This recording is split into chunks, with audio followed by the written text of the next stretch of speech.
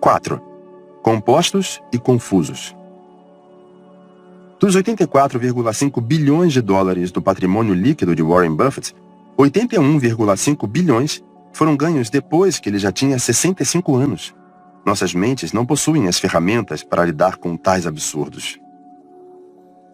Lições de um determinado campo de estudo muitas vezes podem nos ensinar algo importante sobre campos não relacionados. Vejamos a história das eras glaciais, que compreende bilhões de anos, para entender o que as eras nos ensinam sobre como fazer o seu dinheiro se multiplicar. Nosso conhecimento científico sobre a Terra é mais recente do que você imagina.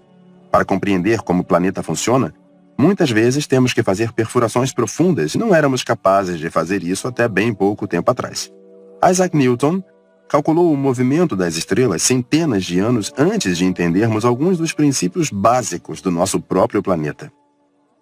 Foi apenas no século XIX que os cientistas chegaram a um consenso em relação ao fato de que a Terra ficou coberta de gelo em diversas ocasiões. O volume de evidências era grande demais para que isso fosse negado. Ao redor de todo o mundo, havia impressões digitais de um planeta outrora congelado, pedras imensas que foram parar em locais inesperados, leitos de rocha reduzidos a finas camadas. As evidências deixavam claro que não houvera apenas uma era glacial, mas 5, distintas, que éramos capazes de presumir. A quantidade de energia necessária para congelar o planeta, fazê-lo derreter de volta e congelá-lo mais uma vez é impressionante. O que afinal poderia ter causado esses ciclos? Deveria ser a força mais poderosa da Terra. E era, mas não da maneira que todos imaginavam. Havia diversas teorias sobre por que ocorreram as eras glaciais. Para explicar sua enorme influência na geologia, as teorias eram igualmente grandiosas. Alguns acreditavam que o surgimento das cadeias de montanhas podia ter provocado uma mudança nos ventos capaz de alterar o clima. Outros defendiam a ideia de que o estado natural da Terra seria o gelo, interrompido por grandes erupções vulcânicas que nos aqueciam. Contudo, nenhuma dessas teorias conseguia explicar o ciclo das glaciações. O surgimento de cadeias de montanhas ou algum vulcão enorme poderiam responder por uma era do gelo, mas não pela repetição cíclica de 5. No início do século XX, um cientista sérvio chamado Milutin Milankovic estudou a posição da Terra em relação a outros planetas e formulou a teoria das eras glaciais que hoje sabemos estar correta. A atração gravitacional do Sol e da Lua afetam ligeiramente o movimento e a inclinação da Terra em direção ao astro. Durante alguns momentos deste ciclo, que pode durar dezenas de milhares de anos, cada um dos hemisférios da Terra recebe um pouco mais ou um pouco menos de radiação solar do que o normal. E é aí que começa a ficar divertida. A princípio, a teoria de Milankovic presumiu que uma leve inclinação nos hemisférios provocou invernos bastante rigorosos, frios o suficiente para congelar o planeta.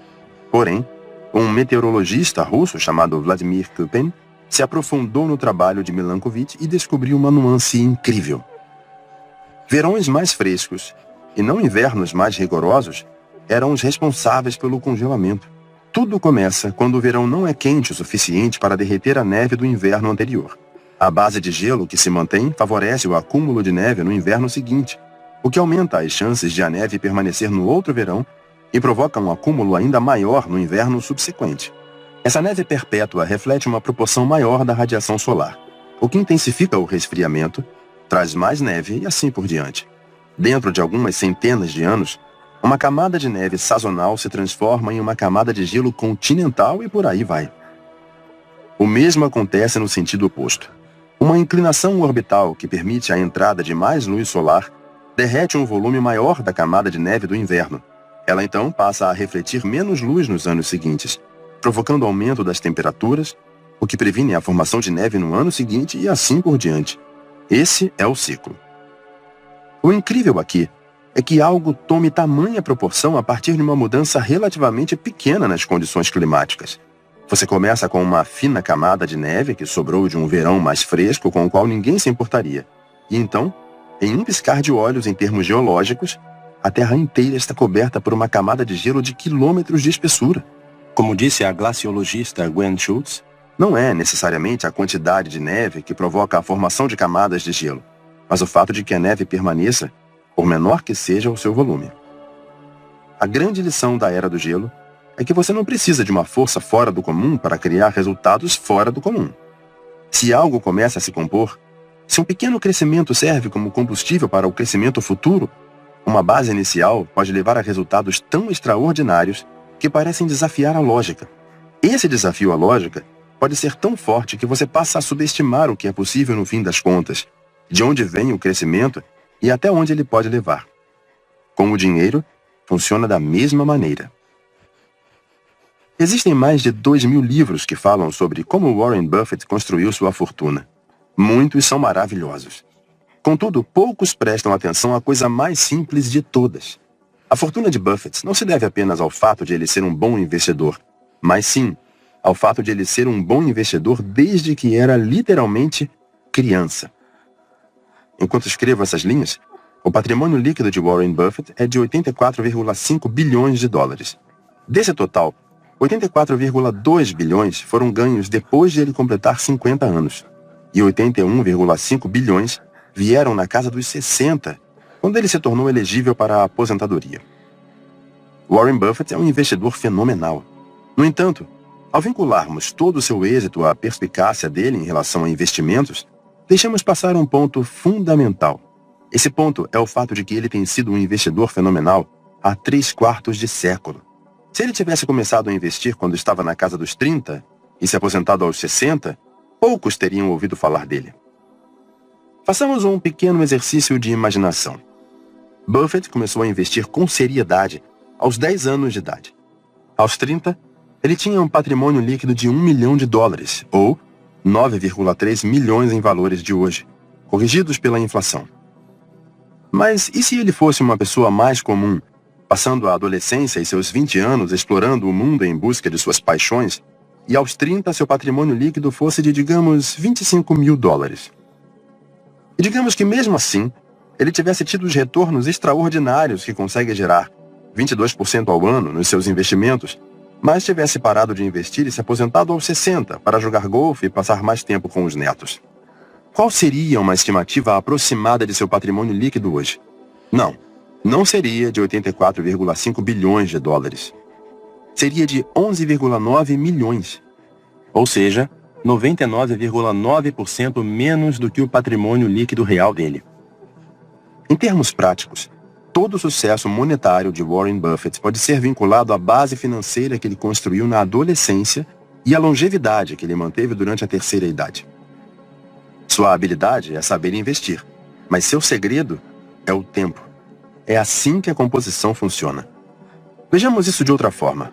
Buffett é o investidor mais rico de todos os tempos. Mas ele não é propriamente o melhor. Pelo menos não em termos da média de retornos anuais. Gene Simons, chefe do fundo de hedge Renaissance Technologies, tem ganhos a uma taxa de 66% ao ano desde 1988. Ninguém chega perto desse recorde. Como acabamos de ver, Buffett acumula cerca de 22% ao ano, 1/3 desse valor. Enquanto escrevo, o patrimônio líquido de Simons é de 21 bilhões de dólares. Ele é, e eu sei o quanto isso soa ridículo, dado os números com os quais estamos lidando, 75% menos rico do que Buffett. Por que a diferença se Simons é um investidor melhor? Porque Simons só assumiu esse ritmo de investimento depois dos 50 anos. Ele teve menos da metade do tempo que Buffett para fazer seus investimentos renderem. Se James Simons viesse mantendo seu percentual anual de retorno de 66% por 70 anos, que é o período em que Buffett construiu sua riqueza, a fortuna dele seria de, por favor, respire fundo, 63 quintilhões, 900 quatrilhões, 781 trilhões, 780 bilhões, 748 milhões, 160 mil dólares.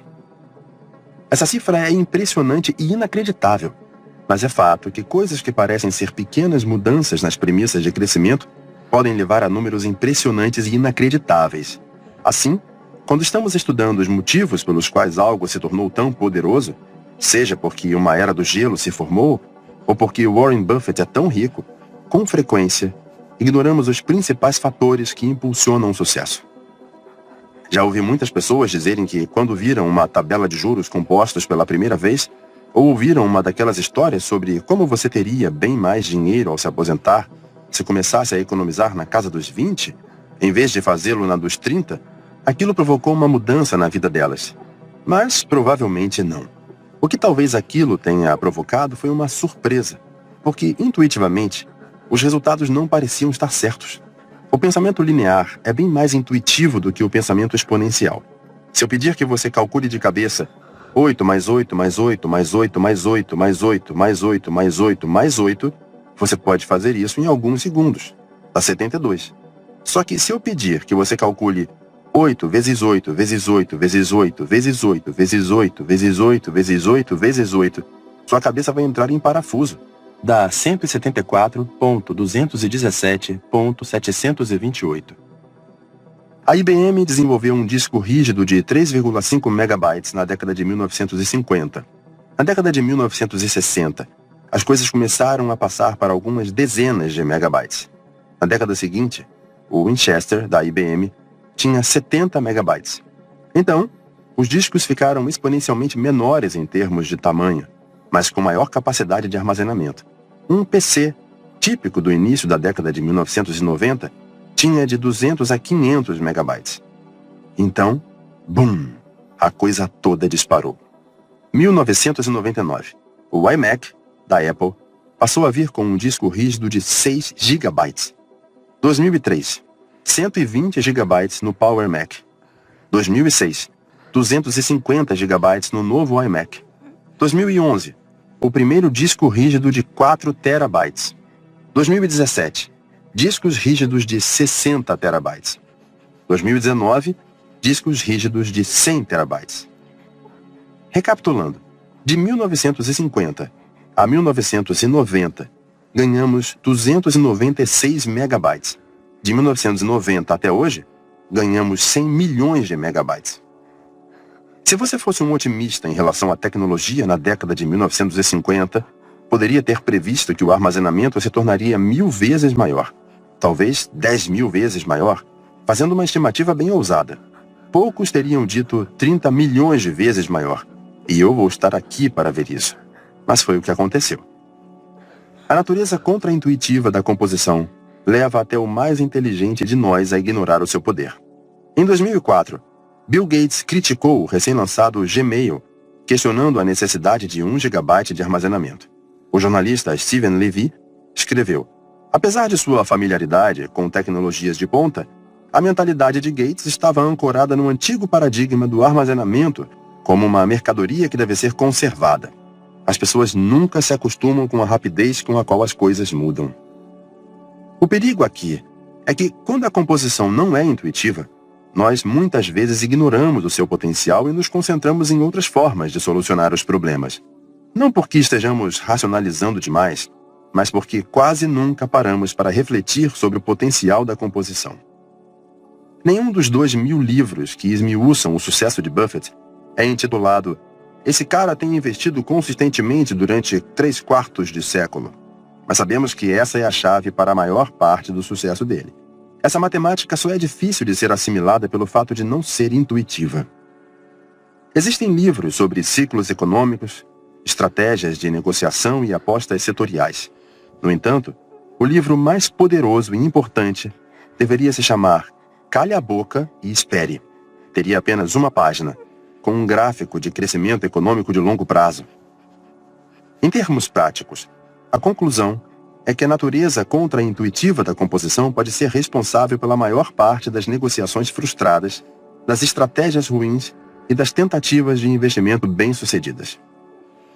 Não se pode culpar as pessoas por dedicar todo o seu esforço de fazer e de aprender para tentarem obter os retornos mais altos nos seus investimentos. Intuitivamente, parece a forma mais certa de enriquecer. No entanto, obter os retornos mais altos não faz com que um investimento seja obrigatoriamente bom, porque os retornos mais altos tendem a ser sucessos únicos que não se repetem. Um bom investimento está relacionado à obtenção de retornos excelentes que podem ser mantidos e repetidos por um longo período. É nesses casos que a composição faz o seu melhor. O oposto disso, obter retornos altíssimos que não podem ser mantidos, provoca histórias trágicas. Vamos ver algumas delas no capítulo seguinte.